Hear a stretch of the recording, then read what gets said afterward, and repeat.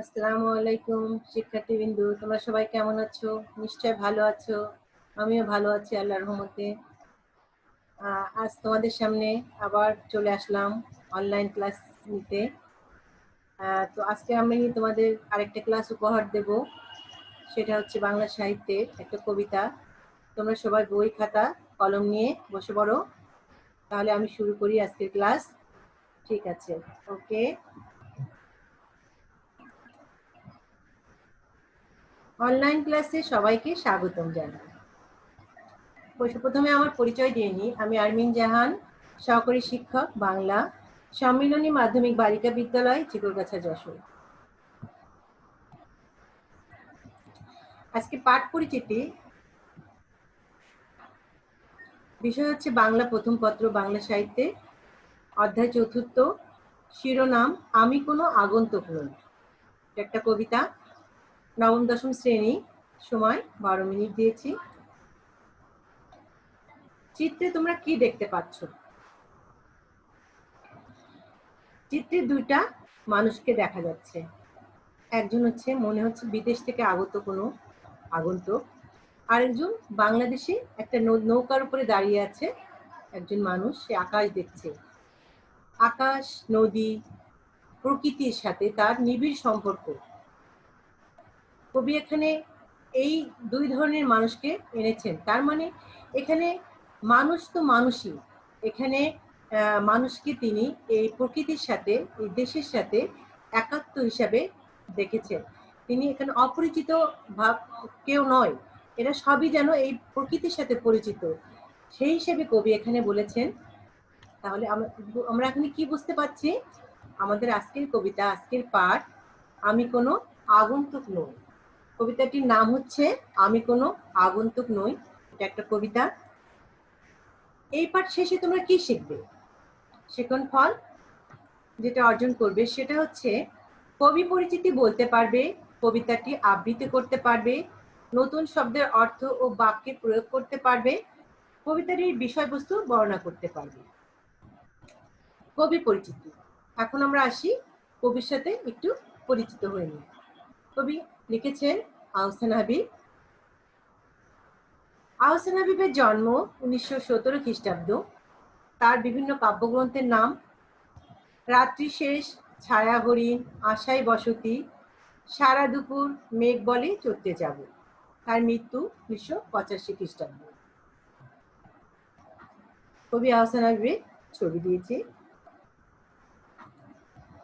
আমি কোনো আগন্তুক নই। কবিতাটি এখানে একজন বিদেশি ছবি, একজন বাংলাদেশি নাগরিকের ছবি। এখানে কবি বলেছেন যে এখানে মানুষ, আমরা সবাই মানুষ, আমরা সবাই প্রকৃতির সাথে নিবিড় সম্পর্ক আমাদের বিদ্যমান। সেই হিসেবে তিনি সে যে যেখান থেকে আসুক না কেন, সবাই আমরা দেশকে ভালোবাসি, আমরা দেশের মানুষকে ভালোবাসি। আর যারা দেশ এবং মানুষ, প্রকৃতি সবকিছুকে ভালোবাসে, এখানে এখানে কবি আমি কোনো আগন্তুক নই বলতে বুঝিয়েছেন যে আমি এই দেশেরই একজন, তোমাদের সাথে আমার নিবিড় সম্পর্ক বিদ্যমান। এই হিসেবে কবি বলেছেন আমরা সবাই এক, আমি কোনো আগন্তুক নই। আমি কোনো আগন্তুক নই কবিতাটি এখন আমি তোমাদের একটু আবৃত্তি করে শোনানোর চেষ্টা করছি। তোমরা বইটা বের করে নাও এবং তোমরা কবিতাটি ভালো করে মনোযোগ সহকারে শোনো এবং বোঝার চেষ্টা করো। ঠিক আছে, তাহলে শুরু করছি। আমি কোনো আগন্তুক নই। লিখেছেন আহসান হাবীব। আসমানের তারা সাক্ষী, সাক্ষী জমিনের ফুল, নিশিরায়ের বাঁশবাগান, বিস্তর জোনাকি সাক্ষী। সাক্ষী এই জারুল জামরুল, পুবের পুকুর, তার ঝাঁকড়া ডুমুরের ডালে স্থির বৃষ্টি। মাছরাঙা আমাকে চেনে, খররৌদ্র, জলজ বাতাস, মেঘ ক্লান্ত বিকেলের পাখিরা আমাকে চেনে। টলমল শিশির, সাক্ষী জ্যোৎস্নার চাদরে ঢাকা, অকাল বার্ধক্য নত কদমালি। জমিলার মা, শূন্য খাখা রান্নাঘর, শুকনো থালা, হাত রাখো বৈঠায়, নাঙ্গলে দেখো।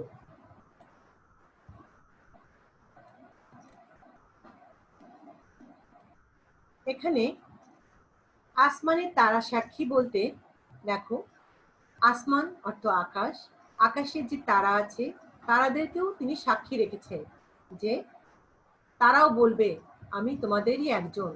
তারাও বলবে আমি কোনো আগন্তুক নই, আমি তোমাদের মাঝে একজন।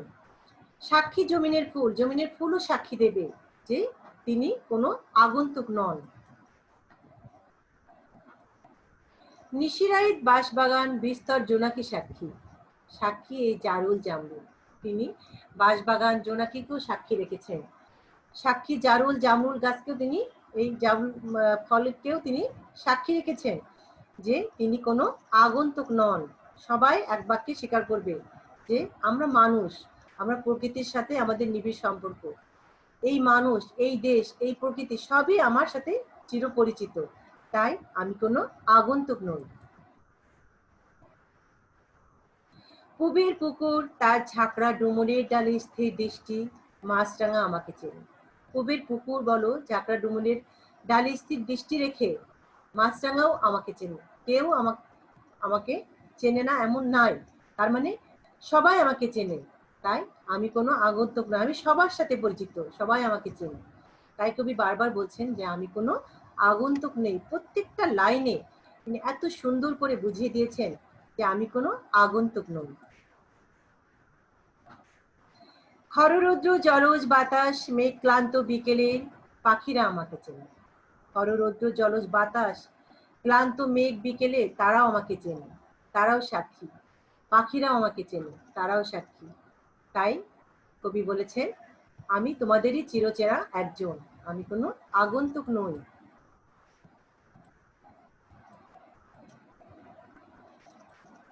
টলমূল্য শিশির সাক্ষী জ্যোৎস্নার চাদরে ঢাকা, অকাল বার্ধক্য নত অদমালি। সবাই আমাকে চেনে। টলমূল্য শিশির বলো, জ্যোৎস্নার চাদরে ঢাকা সেই মেয়েটি, সবাই আমাকে চেনে। অকাল বার্ধক্য নত কদমালু, সেও আমাকে চেনে। তাই কবি বলেছেন আমি কোনো আগন্তুক নই। জমিলার মা শূন্য খা খা রান্নাঘর শুকনো থালা, সেও আমাকে চেনে, তার শুকনো থালাও আমাকে চেনে। প্রকৃতির সবকিছুর সাথে কবির যে সম্পর্ক, সেটাই তিনি বারবার বিভিন্ন উপমার সাহায্যে প্রতিটি কবিতার প্রতিটি লাইনে খুব সূক্ষ্মভাবে তুলে ধরেছেন। হাত রাখো বৈঠায় নাঙ্গলে, দেখো তিনি নৌকার বৈঠা চালাচ্ছেন, সেখানেও কবি পরিচিত। তিনি লাঙ্গলে লাঙ্গল চালাচ্ছেন, সেখানেও তিনি পরিচিত। মানে প্রকৃতির প্রত্যেকটা জিনিসের সাথে কবির যে নিবিড় সম্পর্ক, সেটা তিনি এখানে বারবার বোঝাতে চেয়েছেন। তার মানে কবি এখানে আগন্তুক নন, তিনি এখানকারই একজন, তিনি এই দেশেরই একজন। এই মানুষ, এই দেশ, এই প্রকৃতি সব সাথে তিনি খুবই পরিচিত। প্রত্যেকটা জনপদের সাথে তিনি নিবিড়ভাবে সম্পর্কিত। এই কারণে তিনি বারবার বলেছেন আমি কোনো আগন্তুক নই। এখন আমরা আসি, আমি কোনো আগন্তুক নই বলতে কবি এখানে কি বোঝাতে চেয়েছেন, এটা আমরা একটু বুঝি। দেখো, আমি কোনো আগন্তুক নই বলতে কবি এখানে বুঝিয়েছেন যে জন্মভূমির সঙ্গে তার আজীবনের সম্পর্ক। এই যে জন্মভূমি, যেখানে তিনি জন্মেছেন, তার সঙ্গে তার একটা নিবিড় সম্পর্ক আছে। আর জীবনের মতো একটা সম্পর্ক জড়িয়ে আছে। সবকিছুই মনে হয় তার কত চেনা। জন্মভূমির মধ্যে শিকড় গেড়ে মানুষ তাই সমগ্র দেশকে আপন করে পায়, এই অনুভূতি তুলনাহীন। তাহলে আমরা যদি যে জন্মভূমির মধ্যে নিজের শিকড়কে এড়ে ফেলতে পারি, তাহলে সমগ্র দেশকে আমরা আপন করে পাই। এই অনুভূতি একটা তুলনাহীন, এটা কোনো তুলনা হয় না। দেশ মানে তো শুধু চারপাশে প্রকৃতি নয়, একে আপন সত্তা অনুভব করা। আর দেশকে অনুভব করলেই দেশের মানুষকেও আপন মনে হবে আমাদের। তাহলে শুধু চারপাশে প্রকৃতি নয়, একে আপন সত্তা অনুভব করতে হবে। আর দেশকে অনুভব করলেই দেশের মানুষকেও অনুভব করা যাবে, সবকিছু আপন মনে হবে। এই কবিতায় সেই অনুভবই আন্তরিক মমতায় সুন্দরভাবে কবি তুলে ধরেছেন।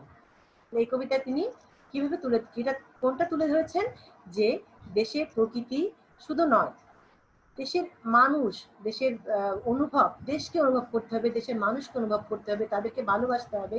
তাহলেই আমাদের এই যে আন্তরিক মমতা, এটা আমরা উপলব্ধি করতে পারব। এই জনপদের সবকিছুই কবির অতি চিরচেনা, স্বজনের মতো। তার মানে এই দেশের জনপদের প্রত্যেকটা জিনিস কবির যেন অতি পরিচিত, অতি চিরচেনা, একদম আত্মীয়ের মতো, স্বজনের মতো। এই গ্রামীণ জনপদে তার জীবন বাঁধা, এই গ্রামীণ জনপদে যেন তার জীবনটা বেঁধে আছে। কবির দৃষ্টিতে এই হচ্ছে মানব জীবন। জন্মভূমির সঙ্গে যে মানুষ গভীরভাবে সম্পর্কিত, তিনি জন্মভূমির সাথে যাদের গভীরভাবে সম্পর্কিত যাদের জীবন, তাদেরকে তিনি মানব জীবনের সাথে তুলনা করেছেন। একেই বলা হচ্ছে যে আমি কোনো আগন্তুক নই, আমি প্রত্যেকটা জিনিসের সাথে সমানভাবে পরিচিত। শিক্ষার্থী বন্ধুরা, এখন দেখো, তোমরা এই কবিতাটি অবশ্যই বাড়িতে আবৃত্তি করবে, কারণ আমি যেটুকু পেরেছি তোমাদের বোঝানোর চেষ্টা করেছি। তোমরা অবশ্যই বইটা হাতে নিবে, এই কবিতাটা পড়বে এবং বোঝার চেষ্টা করবে। ঠিক আছে, এবার দেখো,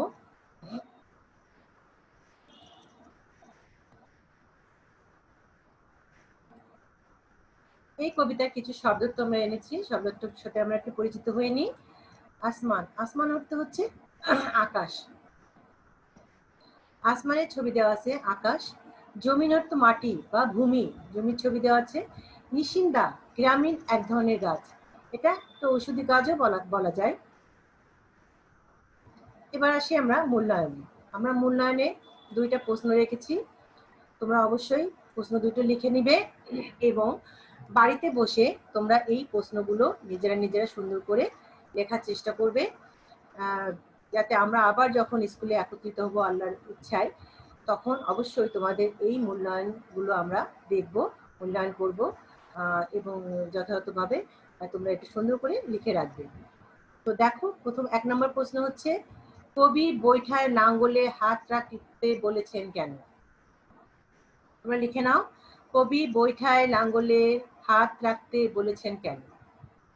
2 নম্বর প্রশ্ন, আমি কোনো আগন্তুক নই, কবি একথা বলেছেন কেন? আমি কোনো আগন্তুক নই, কবি একথা বলেছেন কেন? এবার আসি আমরা একটা বাড়ির কাজ দিয়ে দিই তোমাদের। এটা ছাড়াও তোমরা আরেকটা কাজ নাও, সেটা হচ্ছে তোমরা বাড়িতে বসে আরো একটা কাজ করবে। সেটা হচ্ছে প্রকৃতির সঙ্গে তোমার কি সম্পর্ক রয়েছে তা ব্যাখ্যা করো। এই যে প্রত্যেকটা লাইনে, কবিতার প্রত্যেকটা লাইনে কত সুন্দর উপমা দিয়ে কবি বুঝিয়েছেন যে আমি কোনো আগন্তুক নই, আমি প্রত্যেকটা জিনিসের সাথে কত সুন্দরভাবে নিবিড়ভাবে আমার সম্পর্ক, সবাই আমাকে চেনে। সেই জন্য তিনি বলেছেন, তাই আমি তোমাদের যে প্রশ্নটা দিয়েছি যে প্রকৃতির সঙ্গে তোমার কি সম্পর্ক রয়েছে, সেটা তুমি তোমার নিজের ভাষায় সুন্দর করে ব্যাখ্যা করবে। এবং আমরা যদি আবার নিশ্চয় আল্লাহর রহমতে আমরা আবার একত্রিত হব, স্কুলে আসব, তখন তোমাদেরকে এইটা মূল্যায়ন করব, তোমরা অবশ্যই লিখে রাখবে। ঠিক আছে, এবার তোমাদের সবাইকে ধন্যবাদ দিয়ে আজকের ক্লাস এখানে শেষ করছি। আল্লাহ হাফেজ, তোমরা সবাই ভালো থাকবে, আমার জন্য দোয়া করবে, তোমাদের জন্য দোয়া থাকলো। ঠিক আছে, ধন্যবাদ সবাইকে।